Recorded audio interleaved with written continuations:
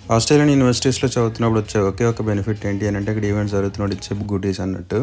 ఇక్కడ చిన్న చిన్న గుడ్డీస్ అవి ఇస్తారు. వాటర్ బాటిల్, డ్రింక్స్ అన్‌లిమిటెడ్ అన్నట్టు. ఇంక కుకీస్ అయితే ఇంక చెప్పక్కర్లేదు. మనం కట్టే ఫీజుల ముందు అసలు ఈ రెడ్ బుల్, గిడ్ బుల్ ఎంత అసలా? Welcome to budget. ఇవాళ మన వీడియో వచ్చేటప్పటికి ఆస్ట్రేలియన్ యూనివర్సిటీ చిన్న టూర్ అనుకోండి. మీరు చూస్తుంది వచ్చేటప్పటికి ఇది ఒక ప్రైవేట్ యూనివర్సిటీ వెస్ట్రన్ సిడ్నీలో ఉంటుంది. ఈ యూనివర్సిటీలో ఒక వెల్కమ్ ఈవెంట్ జరుగుతుంది. అంటే ఫ్రెషర్స్ ఎవరైతే జాయిన్ అవుతారో ఈ స్ప్రింగ్ సీజన్‌కి వాళ్ళని ఇన్వైట్ చేస్తూ ఒక చిన్న ఈవెంట్ పెట్టారనమాట. ఇక్కడ మీరు క్యాంపస్ గ్రూప్స్ అన్నీ ఉంటాయి. క్యాంపస్ గ్రూప్స్‌లో రకరకాల ఈవెంట్స్ జరుగుతూ ఉంటాయి. ఎవరి గ్రూప్స్‌కి సంబంధించి వాళ్ళ గ్రూప్‌ని ప్రమోట్ చేసుకుంటూ ఉంటారనమాట.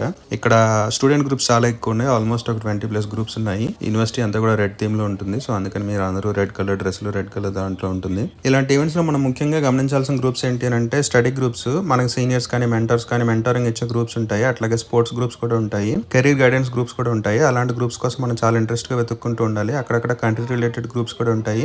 ఇండియన్ కంట్రీ రిలేటెడ్ గ్రూప్ అయితే నాకు కనిపించలేదు. శ్రీలంక, నేపాల్ కూడా కనిపించింది. షార్ట్ కోర్సెస్ కోసం వచ్చే వాళ్ళకి అంత టైం ఉండకపోవచ్చు. బట్ మీరు ఎవ్రీ వీక్ వెళ్తే కనుక మీకు రకరకాల ఈవెంట్స్ జరుగుతూనే ఉంటాయి ఆ గ్రూప్స్లో.